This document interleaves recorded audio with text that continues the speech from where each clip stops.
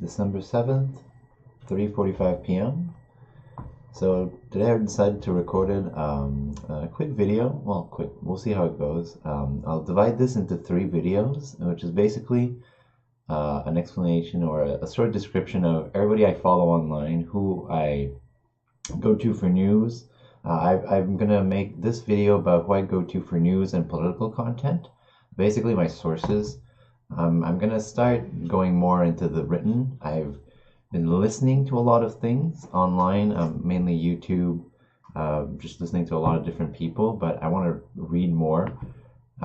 So I'm gonna start looking into those written sources, but a lot of people that I listen to use good sources anyway. So this is going to be this video, channels, basically who are the main people that I listen to. I'm going to make another one afterwards, which is, pardon me, I have my little notepad open here. The other one's going to be channels that I use for general learning, a lot of science videos, a lot of personal growth videos that I really like, but mostly a lot of hard sciences. And a third video will be the channels I listen to, people I go to for entertainment, gaming channels, and a lot of lore videos, mostly Warhammer, but even a few horror narrators in there and some other lore. So for today, we'll start with the main people that I listen to online for political and just news, which first on top of my list is Styx Hexenhammer 666, if you've never heard of him. He's shot up since the 2016 US election, where I think he was under 100,000 subscribers at the time, and in 2 years he's been on YouTube for he's been active for 8 years, but on YouTube since the start, I think 2007, 2008, as he talks about.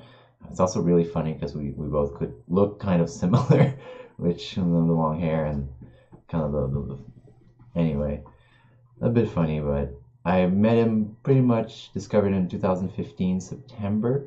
It was nearing the elections. He was talking about it, and I actually got to know him also because I was delving a bit into the occult paranormal stuff at the time, and he has an occult playlist. He's very, very unique amongst every political commentator. I'd say the one that stands out the most. He's been on the money, on the spot in his predictions for the U.S. elections.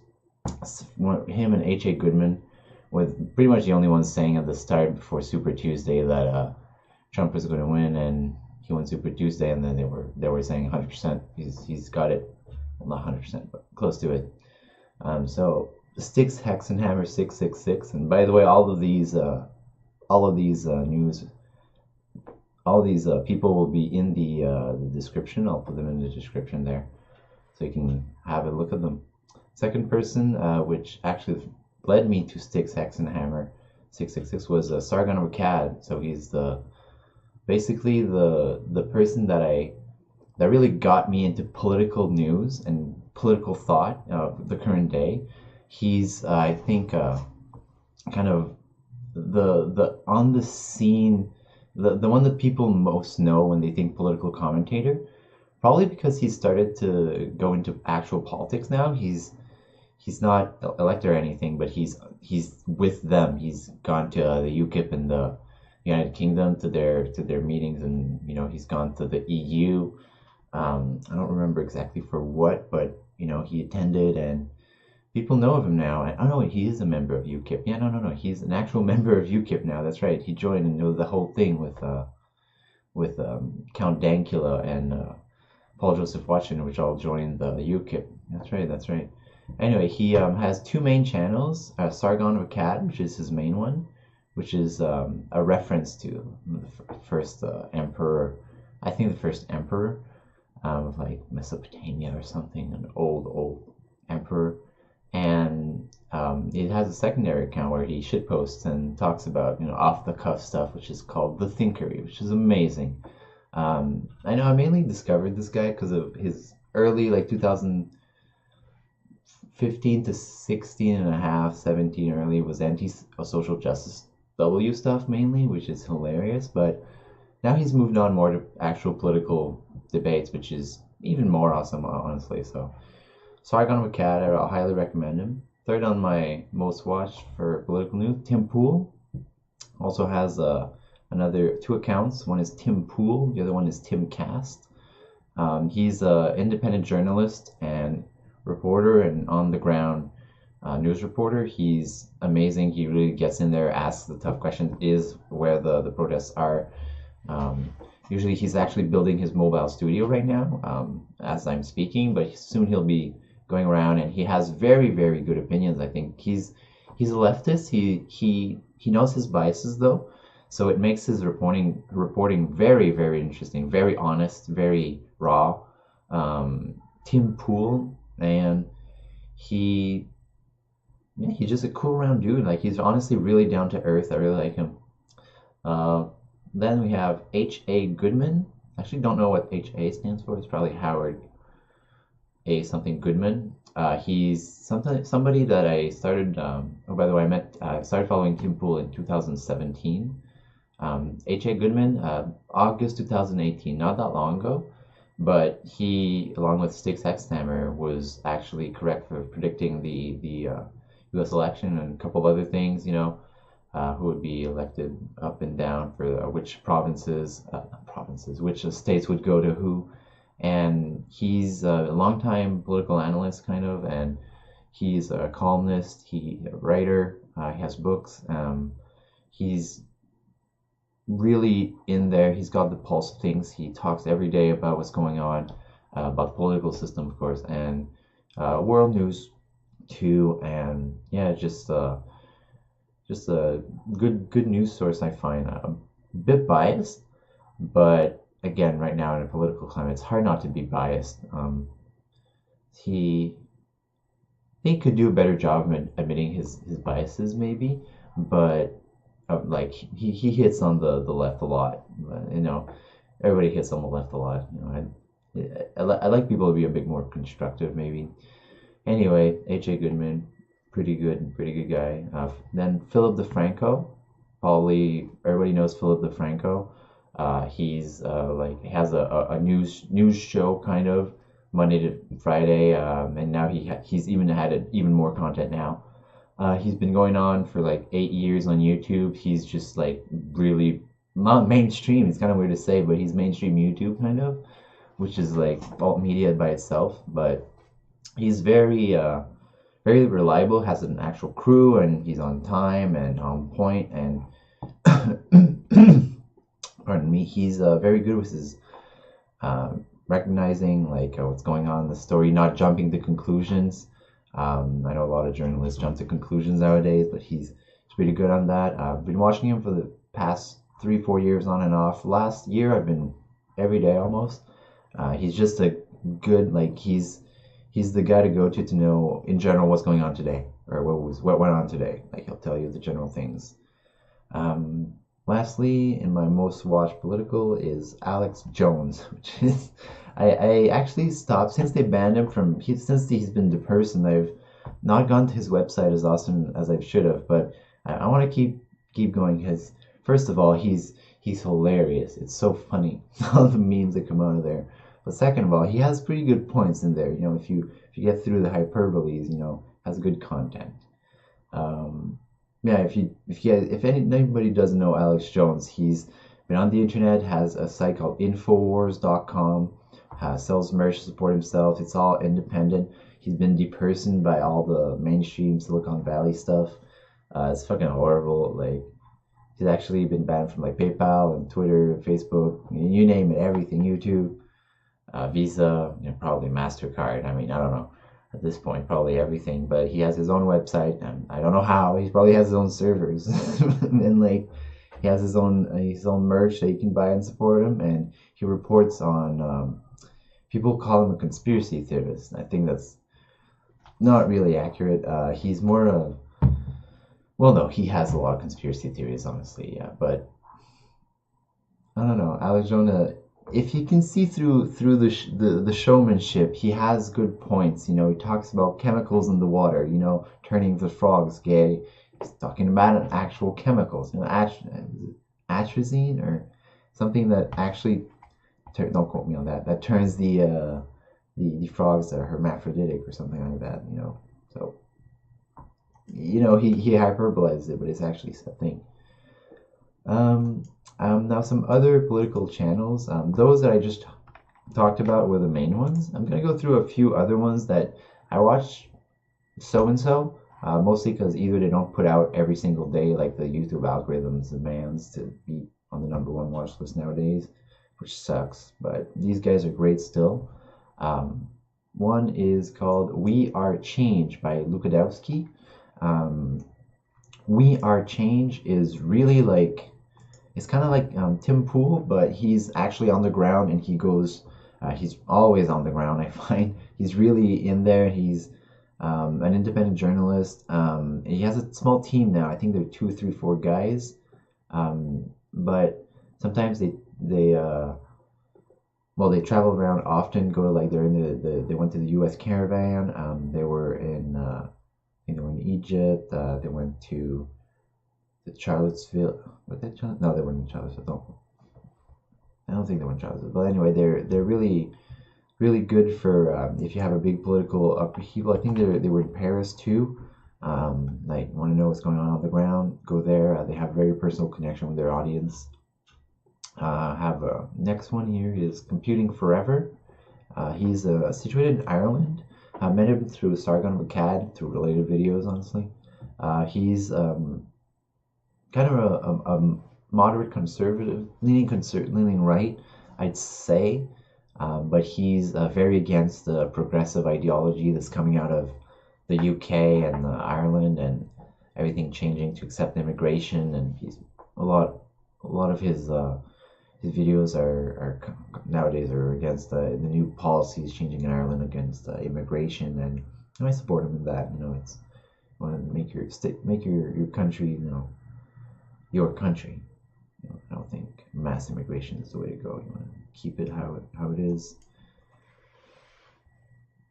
Then have Black Pigeon Speaks, which is another independent, I guess, news creator. The thing with him, he makes about 10-minute long videos, and they're very visually appealing. They're very professionally made, very well edited. And he talks about less big news, but more ideas, what's going on in the current of things. Still insightful, very nice. Then we have Matt Christansen. I think he has, again, a mainstream kind of middle of the road political commentator, and has a show with I think it's Blonde, the Belly of the Beast.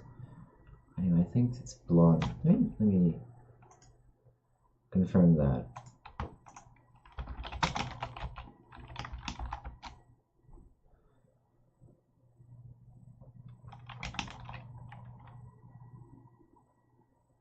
Yeah, with yeah. So Matt Christensen, and pretty much middle of the road, honestly. He's I see him kind of like what's it? Computing Forever. Even Sargon sometimes. They talk about the same things. They overlap. Tim Pool. A lot of topics. I watch a lot of people talk about the same thing, mostly because they have different opinions of things. After Matt, we have Stefan Molyneux. He has a lot of philosophy videos, a lot of interesting call-in shows, call-in question videos. They're an hour long. He has conversation with people. He has a pretty big following. He's a writer, a very good writer. I've actually not read him yet, but I guess I shouldn't say he's a good writer then, but I've seen snippets and seem pretty good. I like the ideas he talks about in his shows, so if he writes them down, he must be as good. So I'd like to read from him, but he's a good. Again, he talks about things that are happening in the current years, not the really specific events, except for like the Kavanaugh thing. But he's a pretty good guy if you want to get deep into philosophy and the ideas and justice and what that means.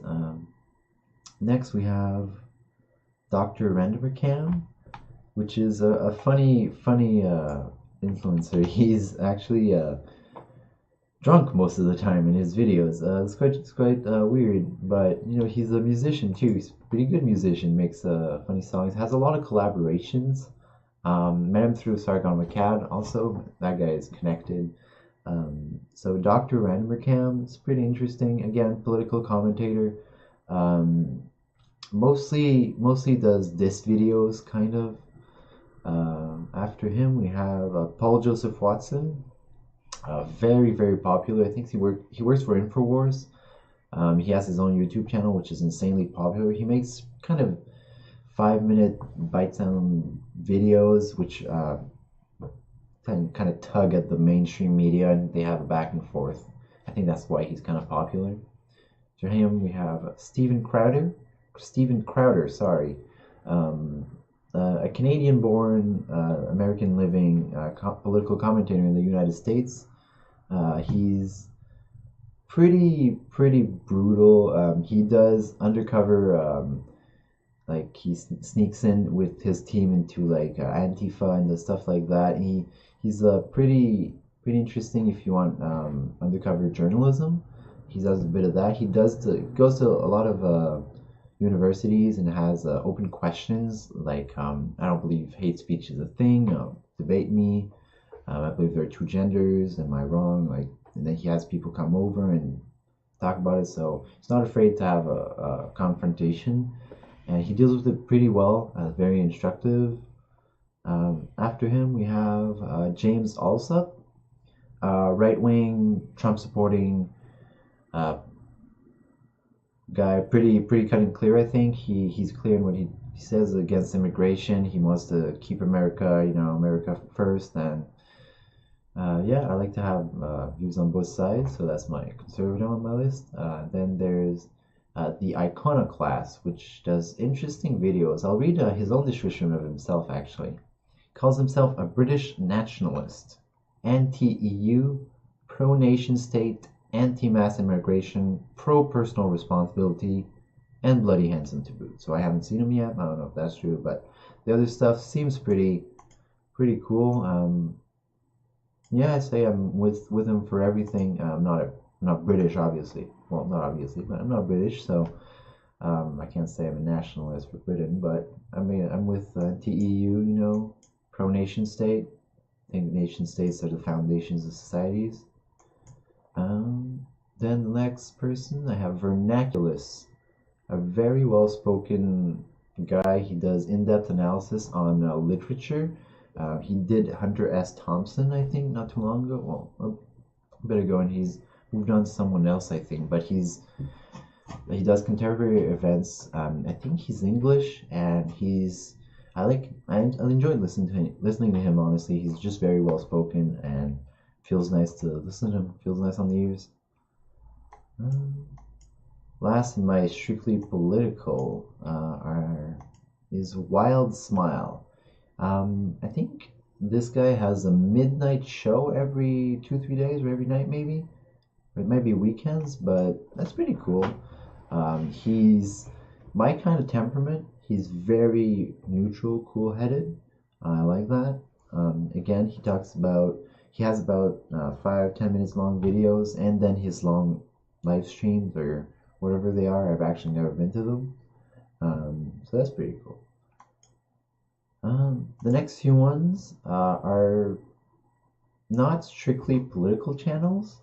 They deal mostly with, well, actually they're kind of miscellaneous. I'll just go through them. There's only 6 of them. First is theQuartering.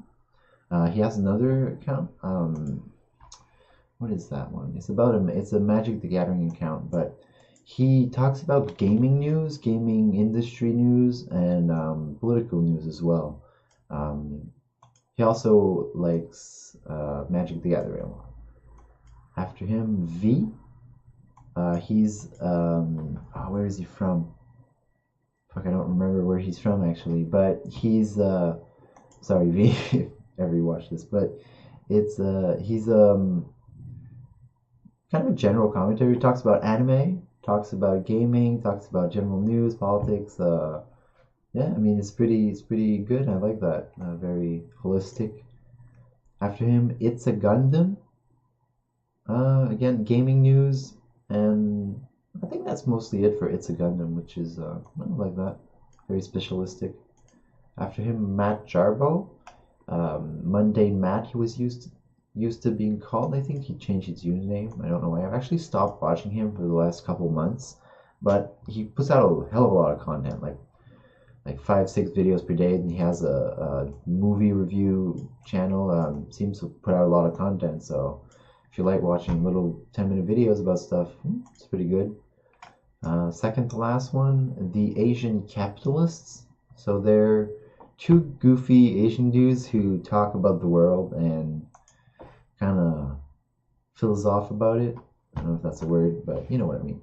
I don't know, they're funny. I like them. Pretty good. They're say they're very they share my values a lot. And finally on this list is Pewdiepie, which is, I think, funnily enough, his news show is fucking hilarious. With Gloria Borger and with Poppy Harlow, but you know, I like him.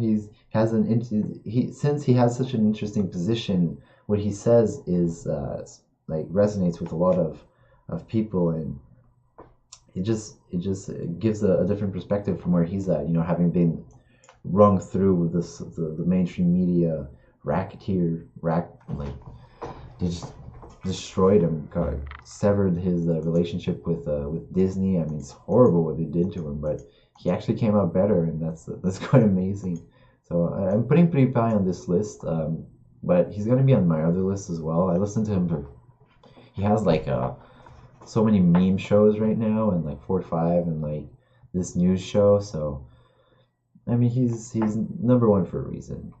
So this was my first video about just what I listen to for the people I listen to for political content. Next, I'm going to do one about the people I use for learning when I have a subject I want to learn, or when I catch someone that really has something interesting to talk about. All that. Hopefully it's up in a couple days, and see you guys around.